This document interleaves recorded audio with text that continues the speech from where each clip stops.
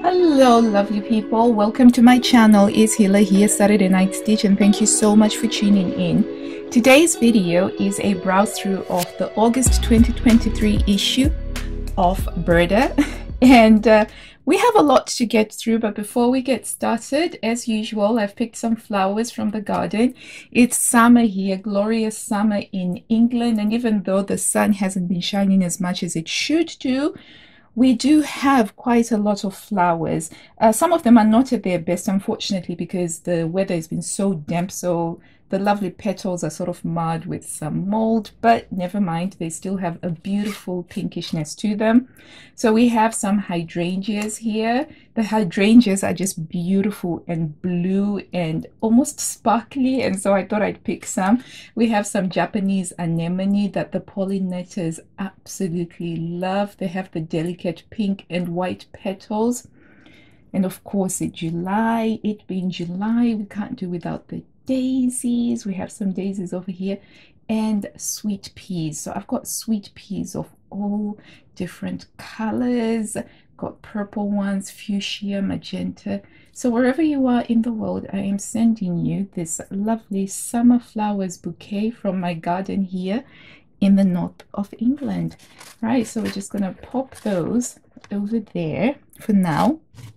Okay, you came here for the browse through. Let's get to the browse through. So this is the English issue. The browse through is of the English issue, and it's got this cover. So if you're going along with your own issue from a different translation, it might have a different cover.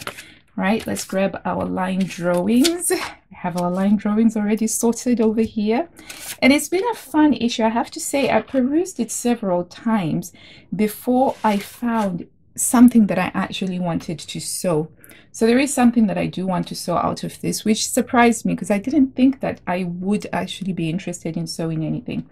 So here we go. And for those of you that are new to Burda, thank you so much for tuning in. I do want to mention that when they say 165 patterns on the cover, that's not to say that you're actually getting 165 different designs.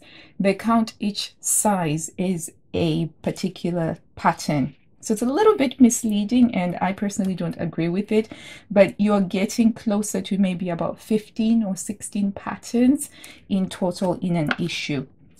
Okay, so here we go. So these are all of the styles at a glance. So really super colorful. When I saw the previews, I definitely got the distinct impression that they were going all out with this August issue. And what surprised me very much was the fact that it included a lot of transitional pieces. Maybe it's because we're still in the middle of July. I wasn't yet ready to begin thinking about transitional pieces and thinking about fall, but this August issue definitely had a strong sense of that. So as their central theme, they were looking at famous couturiers of the last century, and so we've got Dior, the iconic new look, obviously, and then you've got Pucci, Pucci and Versace, those are the Italian designers, and then you've got Chanel, of which this Chanel No. 5 is one of my favorite perfumes. Highly recommend that. Okay, and basically the first section is about how you can recreate the aesthetic of some of these iconic designers. So with Pucci, it's the wild 70s psychedelic style prints. So if we look at trouser number 105, for instance, it is a very simple sort of trouser pattern, wherein really you can just allow the fabric to shine. It does have pockets, and it's got an elasticated waist over there. It's a little bit over long on the model personally, so I would say to be wary of the length. I would be measuring the length on the pattern piece before I started sewing it to make sure that it is supposed to be where I want to hit it, because I don't quite like how it's puddling over here. I think it's, you know, you just create a lot of extra work for yourself, particularly in a place like England where it rains a lot and the streets are quite muddy and you're walking around. This is just going to get mud splattered. It doesn't make sense to have it all the way down there, apart from the fact that from a health and safety perspective, and we do love our health and safety here in England, that is a trip hazard if it's dangling around your ankles. Okay, moving on very swiftly along, we have this really lovely blazer number 104, and it's a slim fit style blazer. And I'm saying this because looking at the picture of the model, you can see that the button here is straining just a little bit, even though she isn't doing an excessive leg movement. And then it looks like she's wearing it with a one-piece unitard underneath, which I wouldn't highly recommend if you're going to be wearing a blazer. What I would say about this one, right, is because it does have these nice opportunities for you to really make it go tucked in at the waist. I would probably make it in a size bigger than what my size would be and take it in at the waist, and that would create a lot more drama with it. So this jacket, it is available from I think it's a 2017 issue, but I will show it over here. But yeah, good stuff, really bright. If you like the psychedelic-y look and style, then that's that. Despite the fact that I love bold and bright colors, this might be just a little bit too much for me personally, but the style lines work really well. And then for the Versace section, what we have is the pleated skirt. So the bare bones of the pleated skirt is basically you've got your waistband, a straight waistband, and you've got the pleats, and so that adds a lot of volume, and the straight waistband gives much waist definition. So it can work if you do want to get a bit of waist definition, but I do think that you sort of have to be careful about the straight waistband, particularly if you've got a contoured waist like I do. So I can't carry a straight waistband unless it's about 5/8 of an inch thick. Any thicker and it will begin to roll in on itself, so it doesn't quite maintain that nice look. So I do find that people with straighter torsos are able to carry off this look beautifully. So yeah, and it looks like it's been made in a drapey flowy fabric. And of course, if you want to create that Versace style look, you just go for these big bold gold and black tones, and you can get that. Styling wise, for me, this gets 9 out of 10 points because the turtleneck, that's a signature for me for autumn and for winter. And you do have the skirt as well. She loses points because she's not wearing tights, because you're not going to be wearing a style like this and then you're not going to have tights, because this is pleats, and the wind that you get in autumn and winter is just going to be swirling around those bare legs, and it is uncomfortable. But 9 out of 10 otherwise. And then we have the super uber sexy bodycon dress over here. It's got a bateau neckline, it's got French darts, and it's got some darts at the base, and then it's got some darts for sleeve shaping over here. And it's made in a jacquard, which I imagine this has to be some sort of it has to have some spandex, some stretch in it. Otherwise, you can't get this fitted look here. Personally, I would trace this out in maybe one size less. Use a Ponte fabric if I wanted to make this. Eliminate the zip here. Eliminate the darts there. Just do the dart manipulation to remove them so that the waist becomes more curved. Because to me, when I look at this, I don't think of it as a jacquard dress. In fact, I was surprised. During the browse through, I actually thought that this was a jersey dress, but it isn't. It's a jacquard. But I think there's so many simpler ways that you could achieve this look if you wanted to without having to sew it up full on in a jacquard. And it's a 3-dot pattern, which makes it so complex for quite a simple dress. I would just go with a jersey dress. There's so many patterns from Burda itself that are just jersey dresses that can achieve this sort of bodycon style look. Okay, and then we've got dress number 108, which I want to say that this is the dress that charmed me. It didn't catch my eye at first glance, at second glance, at third glance. And it wasn't until at fourth glance when I was really examining the line drawings, because I was struggling a little bit to connect with some of the fashion styling choices in this.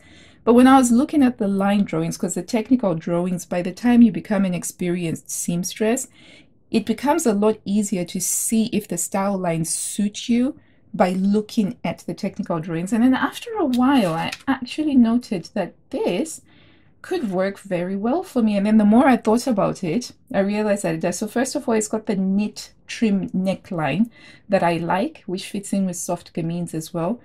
It's got the neat shoulders as well. And then it's tapered in at the wrist. It's got an elasticated casing, which I always absolutely prefer, because whenever you're around the house, whenever you're doing anything, you want to be able to easily pull up your sleeves so that they don't get splattered or stained, right? It's tapered at the waist, and then you have a little bit of volume via the yoke, and then there's extra volume added at the hip.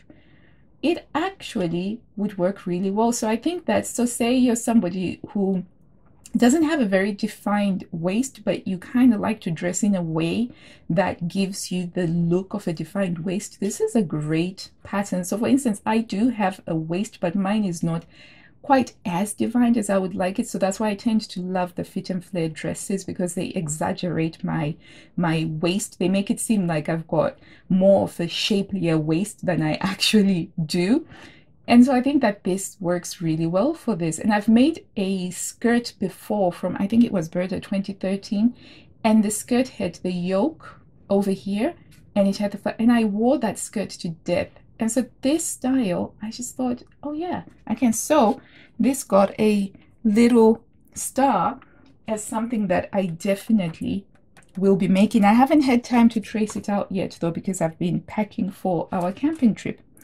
And then over here, we've got a shirt dress that has got two different hemlines. So at the front, we have the curved hemline, and we have a slight slit on the end over there. And then at the back, we've got, I want to call it the tablecloth hem, where it just goes sort of straight down. And I just imagine it flapping around in the air. And personally, for me, looking at this, I wouldn't be doing this back hemline like this. I would be mirroring the front curved hemline rather than letting it go straight like that. What I do like is the addition of cuffing over here. So the fabric that they have here, it's a viscose fabric, right?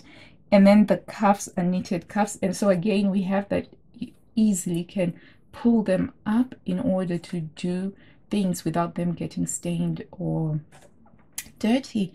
And I quite thought that that was a interesting way of doing it. And it is the featured sewing lesson as well. So fantastic. Okay. And then here we have the Chanel section. And of course, you know, Chanel is iconic because of this Linton tweed that they use. I always find it so funny that this iconic look of the Chanel jacket is only possible because of Linton tweed, which is actually made in England. And so it's like, yeah. So we have obviously the iconic style over there, simple boxy jacket, which is classic, adding the trims. So I think that for me, when I look at this, it's the trims. The trims are what are the most important in terms of creating this, because otherwise it's just a boxy jacket. I liked the use of the pearls because Coco Chanel herself liked to use pearls quite a lot. Not sure why they went with this felt hat, which tonally doesn't even match the colors of this, and I just thought that that was a little bit, it spoiled the styling for me personally from an aesthetic view. And then we've got the coat dress, right? Which I think for me, each time I've seen the coat dress out in the wild, when I've seen people actually wearing it, particularly say on TV. So I know the Princess of Wales, Catherine, she's been wearing these quite a lot in the last couple of years. And she wore a really lovely mint one, a green one for Wimbledon, which I thought was thoroughly charming. But of course, she's quite tall and statuesque, and I think that she could carry this off. For me, a double-breasted look wouldn't work so much, but I do think that it is lovely, and it works really well, particularly with impeccable styling. And I feel like you have to be so well groomed in order for this to work. And for me, styling wise, I do feel that it would be so much better if the sleeves could be lengthened up to wrist length. As it is, they're sort of bracelet length, and I feel like it doesn't quite match the formality of the style itself. And it can be made in a smoother fabric if you don't like this traditional boucle, wool boucle fabric that's used for the Chanel style stuff. You can use it, you can use a smoother fabric. And there is one that's been made in a smoother fabric without the pockets from an earlier issue, and I will insert it over there so that I can show it to you over there. But yeah, it looks lovely with the impeccable grooming and impeccable styling. It works quite well. And then there's a little bit of a section on how to work with the boucle fabric, because it is quite loosely woven, and it is so beautiful. I've been to the Linton Tweed stand at some of the knitting and stitching shows. The fabric is gorgeous, but I must say I find it terrifying, the idea of working with it, because it's so loosely woven. Okay, so we're taking some of the same silhouettes that we saw before, but they're being applied to a maritime look. And I think in this issue, Burda have excelled in showing you how the same design lines using a different fabric can create something that is completely different to meet your style and aesthetic. And I think that that is what fashion is about. There really is nothing new in fashion when you think about it. It's like a wheel, and whenever designers try and create something that is totally, completely new and different, let's face it, it does look a little bit awkward. And most of us don't want to be wearing the stuff that you see on those haute couture catwalks. We want normal stuff that you can wear during your life, whether it's going to work or you're at home or you're whatever, and you want to look fashionable. And you know what I've come to the conclusion? I've come to the conclusion that fashionable isn't so much about what magazine says on trend or whatever. Fashionable is what suits you best. Fashionable to me is what suits me best, and that's how it works. And so in this issue, I thought that Burda, it struck me that they did such a good job of showing that. So yeah, if you like sort of like that black and gold luxe look, you can make this skirt using a velour or jacquard style fabric, and you can create something like a Versace style glam look. But you make it with a stripy waffle cloth, and you can create the maritime look, you know, the sailing chic, the sailor chic look, and it looks fabulous. So this one's skirt has been lengthened, and they've done a heavier type of fabric, and so the skirt holds its shape, and it does have very, very, very, very, very, very, very tiny low echoes of the new look, because of course the Dior new look, the waist was really much more tapered in, and that look was created using corsets. So this one doesn't quite have the same, but it's got a, you know, a distinct shadow of a shadow of a shadow to it. Anyway, and then we come on to possibly my least favorite in this issue is this top here. I really I don't like it personally, so I don't quite like the neckline. I've always thought that these egg-shaped oval style necklines are not that flattering. I'm still to find any body type or shape that is actually flattered by this particular type of a neckline. And then adding to that, there's these weird little tucks that have been added on here that make sewing up this neckline even more challenging. I don't get it. And then it's got the flare, and even the fabric choice that they've chosen on here, I feel like it just doesn't work with it. Yeah, so this wasn't my favorite top, number 117, and it features quite a lot. They made several variations of it. And then all sporting chic lovers can rejoice, because there is this sporty style mini dress which has got the polo neck with the zipper, and then we've got elbow length sleeves. Not quite my style, but I can see some people who would like this and probably would wear it with a belt. And then we have a lovely little military style jacket, I want to say, because I feel like if you just add epaulettes on there, boom, you've got it. So we have some shaping with the bust. It's got a very clean finish because it's got that hidden, the snaps are all hidden underneath this button placket over there, and they've used texture blocking. So there's a quilted fabric on the main body here, and then there's a wool outside there, and it's got some tabs around the lips which give it a bit more of a militaristic look. So yeah, quite a good one, and quite a slim fitting one as well, judging by how it is around the shoulders of the model. I do think that it would be so helpful if Burda would give us ideas. So you know, in shopping catalogs where you're looking at a particular dress, they'll tell you that the model's height is this much, her bust, waist and hip measure this much, And so you can kind of get an idea of how the dress fits with a particular size, and that would help you to then extrapolate onto this. So I can only guess by looking at this that it's probably quite a slim fit style. Yeah. And then we've got the vest dress, which I do think it's probably going to be quite popular. We've had something similar in a March issue. Oh, I can't remember what it is, but if I do find it, I'll add it onto there. So yeah, so I think that this could be useful in two ways. So yeah, you can make it as a MAC, a trench coat, right? And trench coat, it never goes out of style. Absolutely never goes out of style. It's always throughout the decades, you'll see variations of trench coats. And you could also sew this as a dress. I think for me, the utility of this as a dress is more attractive, particularly if you use a lighter weight tencel fabric, or even say a linen fabric. You could sew this up and belt it up. Don't use statement buttons, maybe use covered buttons, and I think it would make a really nice dress as opposed to using it as a trench coat. Yeah, so it'd be quite interesting to see what the Burda sewing community does with number 126. And then we've got a top that has been color blocked. It's got these gigantic pockets because, you know, pockets are everything. I don't know what you think. Let me know what you think. Do you think that these pockets would be useful? I feel as though they're too big to be useful. You know, there's a balance to be maintained with pockets, right? And I know I say pockets are everything, but pockets mustn't also be so big that they're not useful, especially when you think about, well, what sort of fabric are you going to be using? To me, this looks like shirting fabric where the stripe is, right? And shirting fabric, you're not really going to be using it for, say, a water bottle, the pockets, right?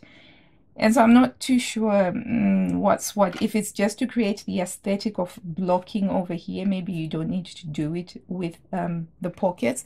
And I do find it interesting that in the styling pictures, we're not seeing her use the pocket on the shirts. She's using the pockets on the trousers. And also berets. This is the second beret that's making a feature.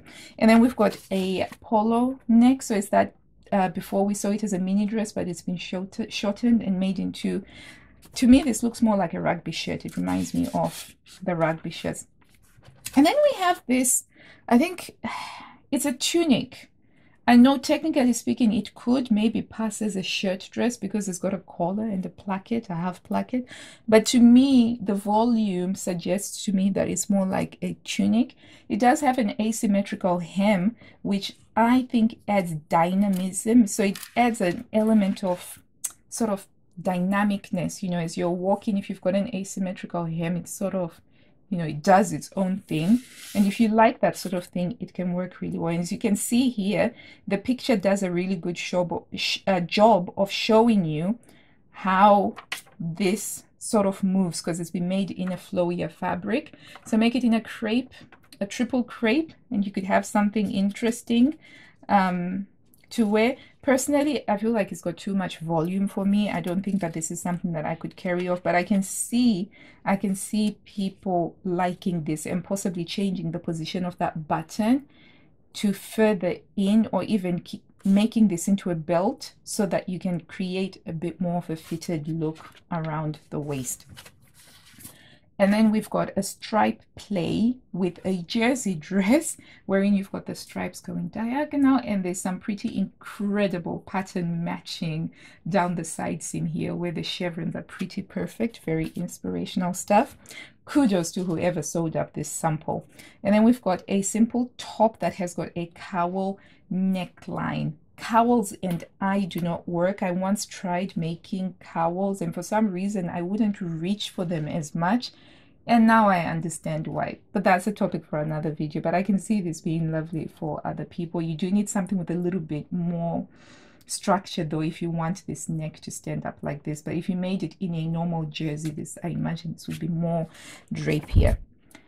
Dress number 122, I thought that this was quite cute. It's another classic style, but the twist that's been added is that most of the shaping around the waist, instead of having 2 waist darts, it's been put here as 3 little pleats, 3 little tucks, and then you've got the tie belt here. So quite cute. I like the sleeves. It's very similar to a dress that I made from 10-20-20. I think it's dress number 120. It's got similar style sleeves and sort of like a similar fit around here, except for it had a pencil skirt. But this one creates the asymmetry, which is a lovely, neat little feature. However, you would never be able to tell that that is there on this dress that they have used because of the stripy fabric. And then we have a very, very stripy play circle skirt with a contoured waistband. So I do appreciate that they made it a contoured waistband, but this style only works if you've got a fabric that does have a horizontal stripe or a vertical stripe. Otherwise, if your fabric isn't like this, then just go for a simple, straightforward circle skirt style. That will make things so much easier. And then we've got the return of the 1990s, the cargo pant. I remember begging my parents, absolutely begging them to buy me some cargo pants. Plot twist, they never did, because they were just like, they're not very sensible pants. But yeah, and I have to agree with that. These ones, they to me, they're not very sensible, because why do we have pocket flaps down here? Okay, these are just ornamental, so why are you even going to put them there? And cargo pants are supposed to be utility driven. And I don't like these little flappy things that are over there. That's the sort of thing that gets caught in a doorway, or you know, as you're closing the door and you're getting in and out of a car, and then it gets caught in, and it's, yeah, it's unnecessary is what I'm saying. But that's just my thoughts on it. Let me know what you think down below. Are you going to be going back into the 90s as well by making that? Now, the designer model is from a fashion designer who actually has her own shop on Etsy, and her name is This Is Kitschy, and she does like these really wonderfully feminine style dresses, and I quite like it. So I knew of her before she featured on here, so it's quite nice to be browsing through and then to see her and to be like, oh man, that's her, because I think quite a few of her designs are in my Etsy basket, still waiting to be clicked on. But we have here what I think, to me personally, is the perfect wedding guest dress. Possibly you could even make this into a wedding dress if you wanted to, because it's got this lovely classic square neckline, and obviously the princess seams down here, they give you that opportunity to be able to make it as fitted as you wanted to, and you can add as much fullness as you wanted to in the form of those pleats over there. So it's double layered with some chiffon, and you have the bishop sleeve. So really delicate, really wonderful, really classy. And I can see this one being really fantastic for a, you know, for a wedding. For me personally, since I like to go with more soft gamine style lines, I would just be adding a belt. That's what I would need. I'd need that segmentation over there of adding a belt. And that's fabulous. But big fan of that square neckline. I just think that is absolutely gorgeous. Okay, and then we've got this urban street style photo shoot that they did, which I was not a big fan of. Number one, quite a lot of it is plain shadows and it's quite in the dark, so it's a bit tricky for you to really get an idea of how the garment would sit or fall on you. Okay, so with the trousers, again, can we keep trouser lengths safe? I'm worried for this model, especially if she's having to cross the road and she's got this, all of this fabric dangling around the heels. It makes me so nervous. No, they shouldn't be this long. Enough said. Oh, and then this one. So we have that style that we saw before with the bow. Remember, we had it with the bow, but now we've got a cute little stand collar. Now, in principle, looking at this design line, it looks really quite good. It looks like a nice, cute style. However, I have beefs with how they have presented it. Now, this is all fantastic for a fashion magazine where you're selling a lifestyle and aspiration, and you're trying to get people to part with their money to go and buy this garment. Maybe it's a Michael Kors or it's a, I don't know, Versace or whatever. But here, when they're creating a sewing magazine, right, with seamstresses, you are also trying to get them to invest their time, energy, and resources to create the garment that you're trying to get them to create. So it's a bit of a different requirement. And for me, her lying down on the sofa like this, it tells me nothing about this garment. I have no idea how it's actually going to be, you know, falling. How is it going to be draping? Where is the waistline? I just thought this was a wasted opportunity for quite a cute style. And then even the second picture doesn't give you that much more detail either, because it's mostly in the dark, because they're playing with shadow and light and trying to do this sort of urban-y thing.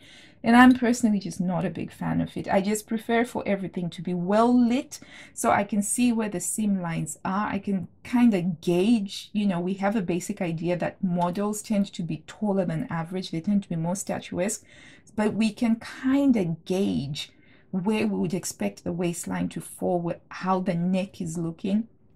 And so I was just a little bit like, come on, we can do a little bit more. This one's a little bit better because it's a little bit more in the light, and so you can kind of see the trousers. I like this neat little trick that they have done at the bottom to get it tapered just by sewing up a little bit over here. So it's like the mom jeans. So they've made it in corduroy, but I think in denim it would look like those 80s style mom jeans. And we've got a simple tunic top with an opening over there, some bust shaping, and then we have some pleats over here on the bracelet limp, which I'm a simple straight talking person. I don't think you need quilted sleeve ends or pleated sleeve ends. They just need to be practical, simple, and easy. And I disagree. I would not call this an easy pattern if you have to do a lot of this faffing around on the sleeve.